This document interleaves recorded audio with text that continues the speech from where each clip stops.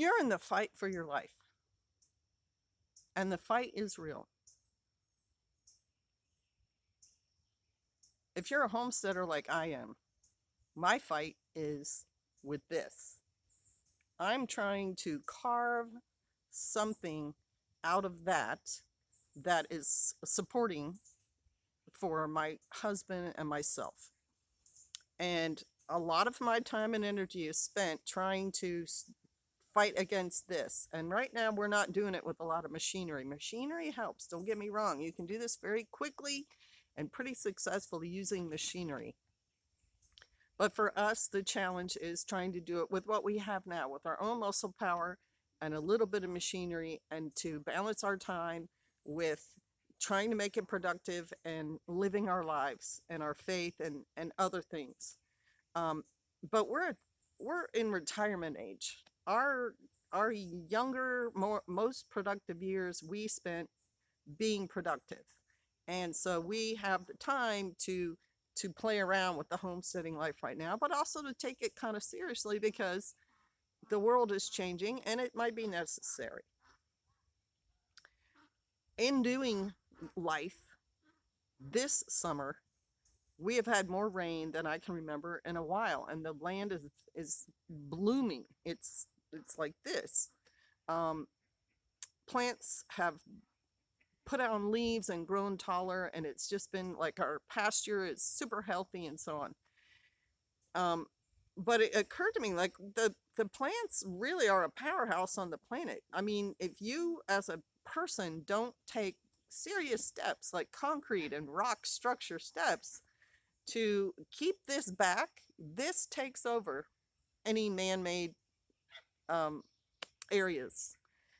If you look at things like Angkor Wat and the Mayan temples and so on, they got completely covered in all of this.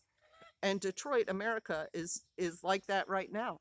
The great factory buildings that used to, you know, churn out steel and automobiles and house hundreds of people, thousands of people, are now overgrown with trees on the roofs and trees coming up through the buildings and everything else. So that's part of the struggle for life, but also you're you need to carve out for yourself. A person needs, usually it's men. Women have gotten kind of in this part of our fight together since about the mid 80s, yeah, mid 60s, and tried career path and just working 9 to 5 and stuff like that. But before that, housewives really, their struggle was different, just raising children, running a household.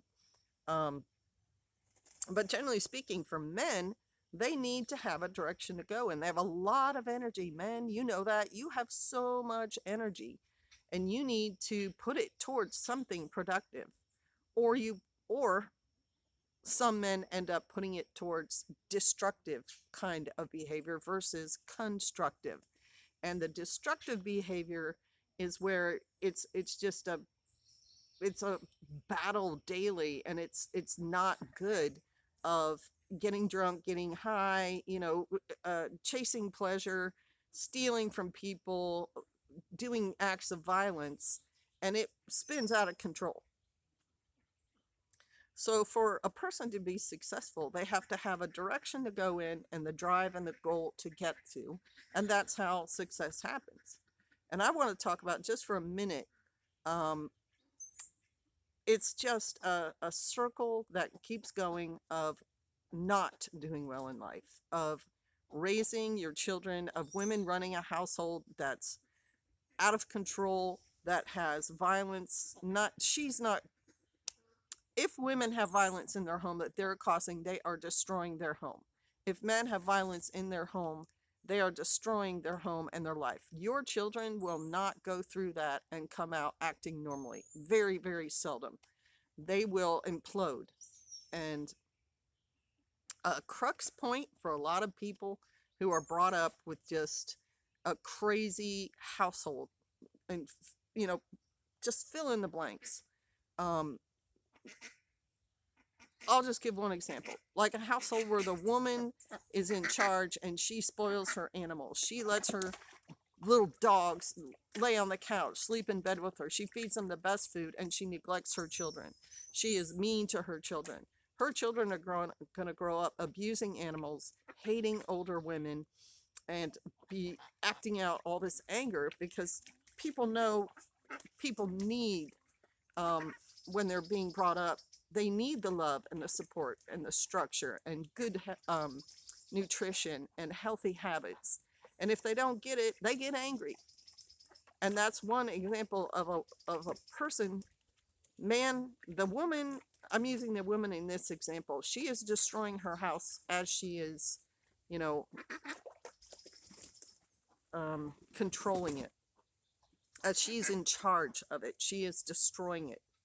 Um, and a crux point for a lot of people, given these circumstances, is right around adulthood, right around 18, 19, 20 years old. Um, there's so many people I've seen in my lifetime who seem to be doing okay. And then when they hit the adult responsibilities, the having a car, insurance, a job, becoming self-supporting, falling in love, possibly getting married or starting to have a family, if they don't have a solid foundation when they are faced with these things, things like going to college, going to school beyond high school, they just implode. They get drunk and crash into a tree. They die. They commit suicide. They have mental breakdowns. They go to extreme measures. They run through their neighborhood, out of control, carrying weapons, and get arrested. And that's it. They check out. They are done with life. They can't handle it. They don't have the skills and the background and the support structure to make it. And it's a sad, sad thing to see this happen.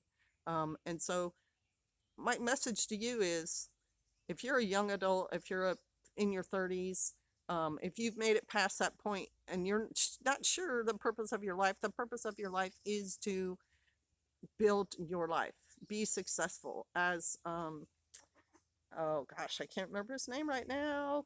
He's on the internet, and he's a psychologist, Canadian psychologist. Oh my goodness, I can't remember his name, but he said a very profound thing. He said, embrace the life, the world, the adventure of taking on personal responsibility. And if you want to be successful in life, do that, because this struggle here is real. All right, bless you. Shalom.